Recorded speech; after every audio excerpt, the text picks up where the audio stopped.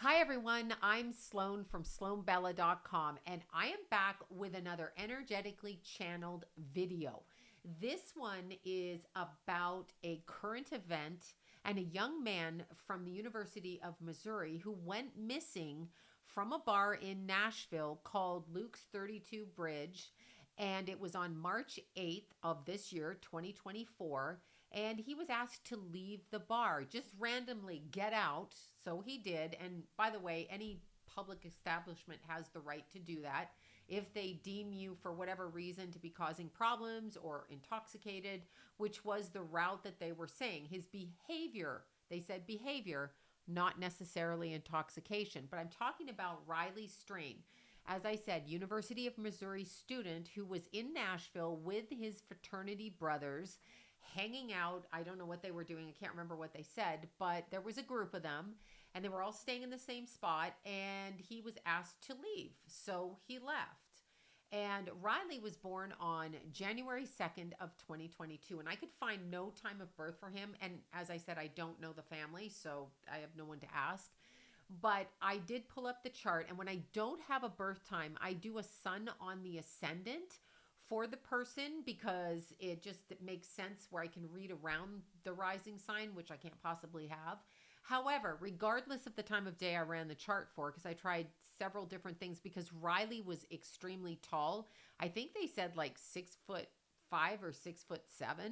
So that's really, really tall, and that's going to show on your ascendant. So me, if I'm taking a guess at this, a stab in the dark, I'm thinking Uranus on the ascendant, Jupiter on the ascendant, or Sagittarius rising, or something along those lines. I know it's also gene pool. However, I'm talking strictly astrologically at this point. So, regardless of all of that, we have Sun, Moon, Venus, and Pluto in Capricorn for him. So, he has a stellium in the sign of Capricorn. Now, Sun and Moon in Capricorn is a nice blended business aspect. And he was only going to get better as he got older. Some of us pipe down when we're older. He was only going to pick up speed because this is a tremendous acumen for all things building business, uh, you know, accounting, money, financial, hedge fund, building, fixing, whatever they do. So I believe Riley was in the financial aspect of school, and that was something he was focused on. Now, the other things I noticed in his chart was Mercury conjunct Saturn, which is also weirdly, it was in Aquarius, but it's also a little bit of a Capricornian aspect because Capricorn's ruling planet is Saturn. So the way that he thought was conjunct Saturn, although in a different sign. He had Neptune in Pisces, very much at home in the sign of Pisces, and he had Uranus in Taurus. That's why I don't really think Uranus was on the ascendant, because Taurus would shorten the stature of the person. And he does have Mars in Sag. And the Mars in Sag, if you run the 6 a.m. chart, is in the 12th house. So if it was just a little bit on the ascendant, then we could see the height. Although, again, Mars and the influence of Aries with Mars, because Aries is ruled by Mars, even if it's in Sag, can also shorten stature a bit. So I have no idea how he got so tall, with the exception of obviously it's genetic. I know this. But getting back to the energy of it, Riley had a very strong chart. So from that point, that's about all I can get from it because I do not know the time of birth. And even in order to run a horary chart, which means for the time of the event, you have to assume that the time that he left the bar is actually 100% accurate. They have him out in the street. We do not know the time of death. We can see things leading up to it, but we don't know. So I'm going to put down my astrological hat and pick up my psychic hat, which is what we're here for. So the first thing I got with Riley, which was really super strong, I heard these words straight up, like up from behind me in the room. There are legions of them, is what I heard. So when I was asking about what happened to Riley, I heard this: there are legions of them everywhere. So when I look at his energy, he's looking around and he's recognizing people for exactly who they are. Immediately, I go back to the bar. It wasn't an intoxication issue that was bothering him. Well, I mean, that may have been one thing as well. It was a conversation that broke out around him. I see 5 people around him and they're kind of at a taller table. So maybe a table where people stand and sit, or there's like chairs and you sit and some stand. But it was more like the drinks would be up here. So it was a taller, a raised table. I'm going to put it that way. And I see 5 people around him. I see 3 people that have no idea who this group of young men is that is talking. So these are bystanders in the area that have absolutely no idea what they're listening to or who is speaking. They're not in that group.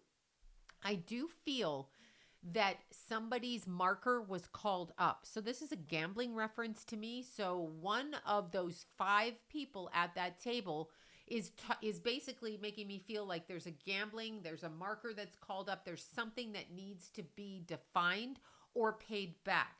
And there's a conversation that ensues. And as I'm looking around the bar, I'm seeing 2 people behind the bar and I'm seeing them catch a glimpse of these young men. And I get somebody nodding. I do feel like this was a setup. I know you're going to say I always say that, but I really do feel like it was a setup. And this is interesting because it goes all the way back to the University of Missouri and the all the way back to high school before that. And it goes to what these young men picked to do for a living and the groups of people that they spoke with and the men or the male leaders or the mentors that they spoke to help them through the university experience, and who was targeted as being a leader in these groups. And if you're targeted but you're not living up to what it is you need to live up to, maybe your marker's called in. Either way, I feel that Riley was on the fast track to a particular career based on family history and lineage. And this really comes through the father's family. I have no idea what the parents did. And I feel terribly sorry for them to get a call. I don't think anything they did knowingly is what caused this, but I do feel there's conversation and communication to help Riley through the school experience and to put him in a position to be strong and powerful in this life. And that is what started the problem. Now, getting back to the bar, as I'm looking at the bar, I am getting that Riley was roofied. I've not heard the autopsy report, with the exception of I heard that there was no water, no drowning found, which this makes sense to me because I don't feel that's how he died. But I do feel he was what we call roofied or GHB'd or ketamine or whatever they call it when they put something in your drink and you are unaware of it. But it's interesting. I don't feel it was in the drink, as in the alcohol. That's too big a risk for us to do that in the alcohol. I feel there was a separate bag behind the bar, and I'm not joking you when I say this. Now, it doesn't have to be a bartender who's doing this. It can be somebody who kind of scopes the area out, or a plant that's sent in there, or somebody who's just a horrible person who does this.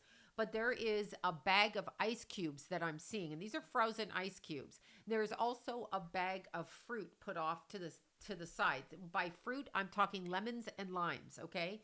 And in particular, lemons and limes, both, not the yellow and the green. I'm seeing a bag full of this off in the corner. Now, what if I soaked the fruit in something that was toxic? So what if the fruit absorbs the roofie drug or whichever drug was used, and I put the fruit in your drink? How do you respond to that?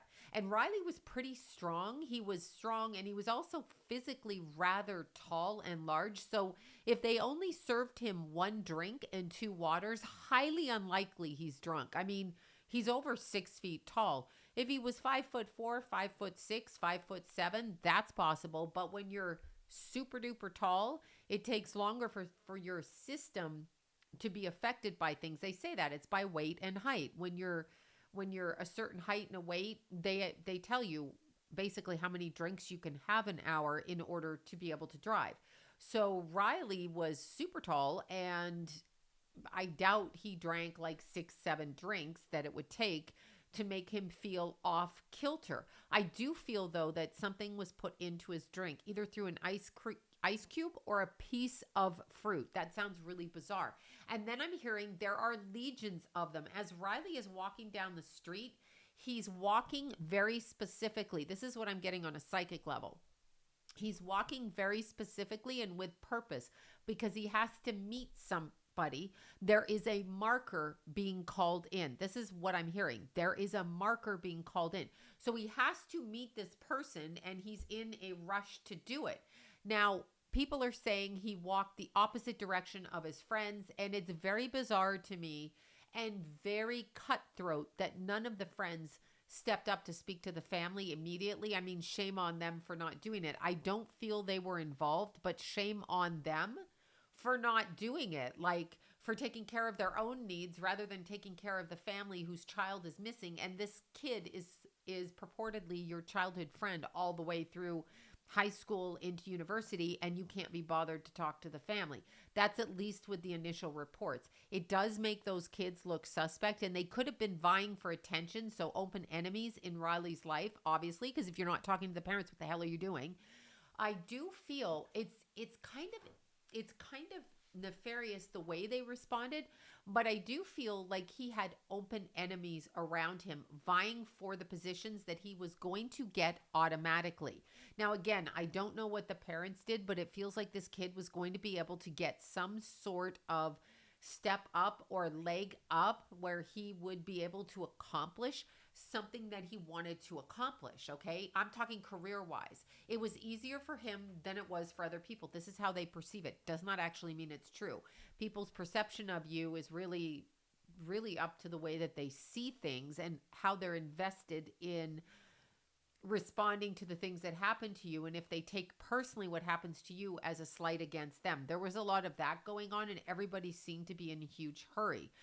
But I do get that Riley was going to meet somebody. Now, here's the other things that I get with him, which is really kind of interesting.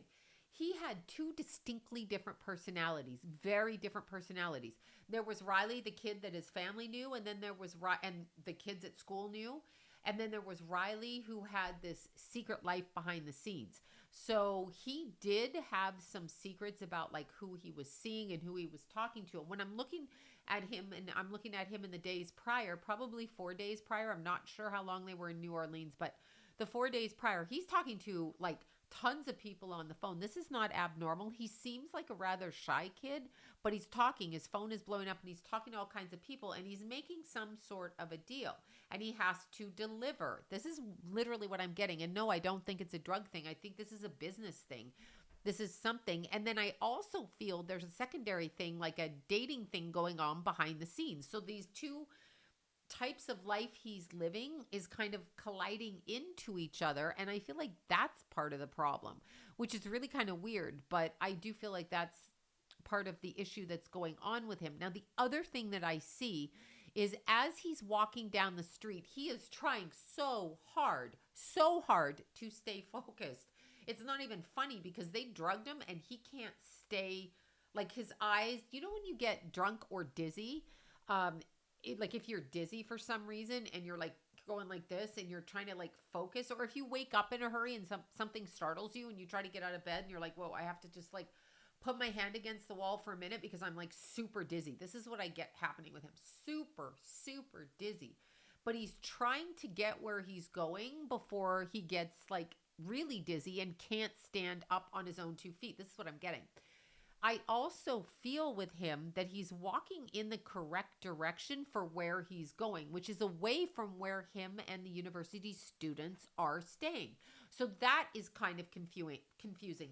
And then I get legions of people around him. He now starts to see people for who they are. He can actually see them. It's exactly like that movie. This will sound even more bizarre, but you know the movie, it was in the 80s, and they put the glasses on, and the guy puts the glasses on and he can see. So, like, he can see the truth of society. It's actually a pretty good movie. It's kind of tongue-in-cheek, but it's accurate. Riley can see what's going on around him, and there are legions of people. Now, who was in town? This is what I heard to say. Who was in town on tour when Riley went missing? Because that also holds a connection to it. This holds a connection. And then my mind goes all the way back to Chicago, or wherever Chicago is in location to that. My mind goes back to Chicago and the connection in Chicago to what I believe. Okay, let me back it up. There's connection to the smiley face killer, but there's two smiley face killers. There's the one that killed the female prostitutes, and he's a Canadian guy. I'm not talking about him. I'm talking about the actual smiley face killer. And I feel that they started up again. Now, I want you just to back up and go to the late 70s. I know that the murders for the young men in Chicago happened between like 1990 and 2010. That's what they say. I'm going all the way back to like 78, 79, 1980. Yes, I am. I'm going back to the early 80s, if anything, before the 90s, when there was basically, let's just look at a big black SUV pulling up somewhere in Chicago. Hey, somebody stumbling out of a bar, somebody maybe a little bit happy walking down the street, going home. I'm talking about young men, not women. Remember, they do not want women. They want the energy of the young men. And I'm being serious. It's not the women they want. Unless you're a specific person that's goal is to get women. But this is about men and men only when it comes to this. This smiley face killer I'm talking about. Young men in Chicago found in waterways. This is exactly what happened to Riley Strain. But I'm getting it going back to the 1980s. Well, actually late 70s and 80s. And I don't even know if that's logged in a book, but I'm saying it's logged in a book because my mind goes right back to the calendar date. Riley Strain, I have to take a breath. I'm trying to get it out. Riley Strain literally, I feel, was used for his energy. And again, he keeps saying there's legions of them. So the other day I was talking to somebody and I said this exact thing. I got that there's legions around him. Like this is what I heard him say. Then I remembered talking to another friend that there are legions of demons and principalities that rule areas. So Nashville is one of those areas. I'm sure LA is, I'm sure New York is, and I'm definitely sure Chicago is. So there are legions of them is what I heard. And I didn't make the connection because I started to write down the information I got as I was thinking of Riley and then got on the phone with people and started saying, yeah, he said something weird because I'll always talk about what I'm getting. I said, he said something weird about the legions. There's legions of them. And I'm like, that sounds like a flock of birds. That sounds like a mass group, an invasion. And then I thought about it on a spiritual level. So go back to the late 70s and go back to the 80s. I feel in Chicago where people were being pimped and traded for the music industry, and I'm being serious, I feel that as it was building, that young men were disappearing. Now, why would young men disappear? There are several things I get. Now, this is from Chicago, not specifically Riley right now. So they're looking for a particular type of young men with a particular energy, and how they recognize the frequency or energy of the people they're looking for, they just recognize it. Do you remember back in the day, they used to say like people have, gay radar, gaydar, or they have, if you come from an abused home, then an abuser can see it like it's a light on you. It's not a light on you. It's a frequency that you resonate with because of your experience. So the experience of what happened to you, you resonate with that frequency, and other people of that frequency are like, yes, that's a person that was abused. Now, if you were also abused, you're not going to go abuse a person if you're a decent person. But if you're a person looking to abuse and were abused, you can still pick up on the abuse frequency and you can take it and twist it. This is what I feel happened in the 80s in Chicago. Again, 78. I'm saying 1978. I don't know that I've read that anywhere. I'm saying that's when the smiley face killer started. And it was connected to executives. It was connected to people in Chicago. And it was connected to the overpowering of energy from their victims. So the particular types of men that they are looking for, look at Riley's super tall, super educated, strong family. So there's something in the ancestral history that's being targeted that probably nobody's aware of, because we're just born and we don't really know where the hell we came from. I mean, some people have memory, but most of us don't. So in Chicago, I feel that the young men that ended up in the river were, how do I want to word this? I feel that they experienced abuse of a sexual nature, in particular sodomy ritual. I really feel it was a ritual. So they would say to these men, again, let's go back to the big Escalade. You see these Escalades? I've been seeing more and more Escalades, and I'm like, you people paying gas with those Escalades? Because wow. Anyway, I've been seeing more and more on the freeway. It's kind of a Men in Black thing, but I have been seeing it. So it's kind of weird. But imagine in the late 70s, early 80s, a big black, whatever kind of presidential looking car pulls up, or van, or like an Escalade, whatever the equivalent was back then, pulls up, and you're coming out of a bar. And let's say you're a university student, a college student. Let's say you got to pay your rent. Let's say you're a little bit down on your money, and somebody says, hey, you want to come party with us? Yeah, you just got to suck some dick. Maybe you're a gay kid and you come out of a bar, you're in that area of town, and they're like, hey, you want to suck some dick for $1,000, for 500? They make it enticing to you. And I mean, how long does dick sucking last? Like what, 5 minutes, 10 minutes? I mean, if you're on cocaine, you could run a half an hour with it, but you're going to make $1,000. You're going to make $5,000, whatever was offered, or 500 back then. So you get in the van. Once you're in the van, people, once you leave one location, keep in mind, just because you've talked to the person and they are dressed nice, look nice, maybe they met you at the bar. Maybe they said, hey, dude, do you want to ride? I just was in the bar with you. We talked about, the Raiders or the Lakers or whatever the hell people talk about. Something along those lines. You're going to get in the car with them because I've done it. You've probably done it, right? Well, these young men did it. And they were never seen for several months. Their bodies were kind of almost meticulously cleaned. So their hair was groomed. They did not find water in the lungs. Now, why would that be a thing? Let's look at the word snuff, and let's look at the word films, and let's look at if we have an actor in one of our films like that and the actor is deceased, we want to clean them up and give a certain vibe, look to the ambiance of the film, and then we want to film it, don't we?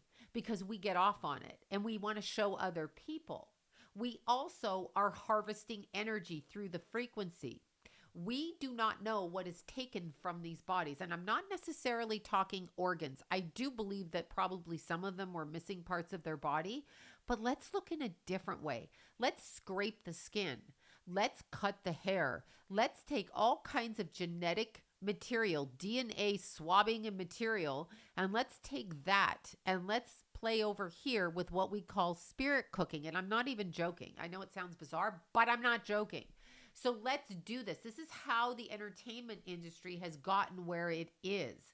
They started doing this shit to conjure up energy frequencies that could fill human hosts. Now let's look at this slightly differently. Let's say we have a really good looking young man from a bar and we're able to use some kind of root magic or some kind of really advanced black magic to have an entity fill in that body for a second.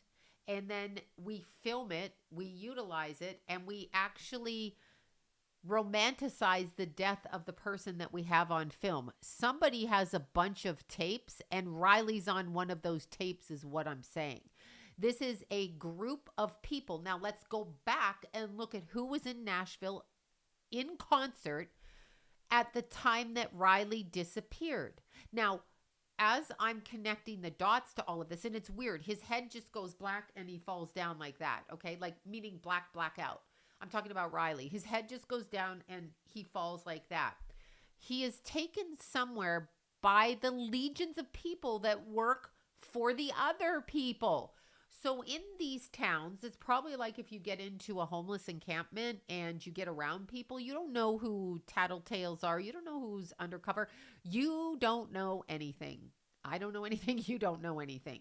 Riley sure as shit didn't know anything, okay? He was ambushed after he blacked out and he was pulled out of view. I am being pulled out of view. This is really sad for him because I don't think he understands why he ended up dead. I really don't think he understands how that happened. The other thing that I'm being shown is, okay, so they found, I just can't believe I'm seeing this. But anyway, they found him. I had to write down the name, the Cumberland River. And they found him on March 22nd. So he went missing on the 8th. I feel he died on the 9th. So the night of the 8th, I feel like he was still alive, or the late night of the 8th. And then going into the 9th, I feel is when they decided to maybe, hold on, 8th, 9th, 10th, 11th. Maybe there was like a 4-day time frame where he was kept semi-conscious for whatever reason. And then I feel he passed away. So we don't even know the actual time of death. We just know when he was found. And why did they put bodies in water? Bathtubs, oceans, water. It's so cliche, it's getting boring. They do that so that they get rid of evidence, DNA evidence on the body. If somebody's in the water, they're being washed around, brushed around. And I'm going to say this again. If you find a body in the water, I want you just to use your logical brain. If you find a body in the water and you're telling me that he died on the 8th and or the 9th, like because it hit midnight, and then so that would be the morning of the 9th, his body would have been seen and spotted within 48 hours, okay? He would have been found. Stop believing people when they say he was found in the water. And again, missing his pants and his boots, size 15 boots.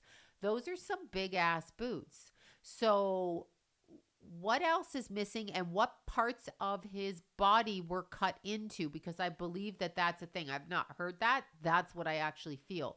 I feel they scraped and took DNA, scrape your cheeks, scrape your skin, under your fingernails. And I'm not talking about the corner. I'm talking about before he even got to the corner.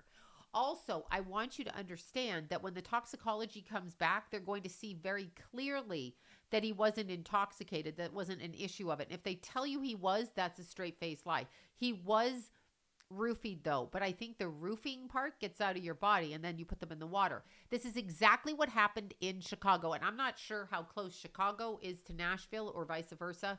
I have no idea, but I want you to know this is what happened in the late 70s into the 80s and what they claim as a smiley face killer in the 90s to the 2010s. I distinctly know there are two different people that use the smiley face symbol. Now, why do they use the smiley face symbol? It is a sigil hidden in plain sight. Smiley face on a t-shirt, smiley face on a wall, ha ha ha, happy smiley face. Shut up, people. This is a sigil. I get sick of them. They push this shit all the time. And interestingly enough, we have the movie Castaway with Tom Hanks and the smiley face on his shirt. What's that about? What is that about in the 90s? Is that a pun on words? A play in the hidden in plain sight? A sigil that we wouldn't recognize? Yes, it is. It's a sigil to the smiley face killer, which is known to them because it is an executive type person. So now let's back it up a bit and say that we have a bunch of copycat people. We have legions who follow the instructions. So what do I mean by that? That's another interesting aspect. So what do I mean by legions of people that I heard him say? There are, bot bodies. That's what I'm going to call them. Bot bodies. There are physical vessels walking around this earth that do not or are not inhabited by soul beings from the source, like you, human beings. They're not inhabited. They look like us. They talk like us. They respond in the world like we do, but they're missing something, okay? Like missing a little component that we have. They are missing it. So it is miswired. So these people, bots, okay, like literally bots, are easily inhabitable. They are easily housing other entities that are not human. That's what I think Riley meant when I heard him say that. Now, I want you all to go online and I want everybody to look and see what concerts were playing in Nashville when Riley went missing. And then I want you just to ponder this question, because this is my first video on this, but I want you to ponder the question, what if we have a serial killer hidden in plain sight as an entertainer that travels all over the world? A public figure, of mass public figure. And this person is traveling everywhere. This gives them opportunity to pre-choose what areas, where they're going to stay, and what they're going to do. So who is next in the water? This is a return of the smiley face killer connected to a public figure. That's what I'm picking up with this. And once again, and this is my first video, but anyway, and once again, my name is Sloan from SloanBella.com.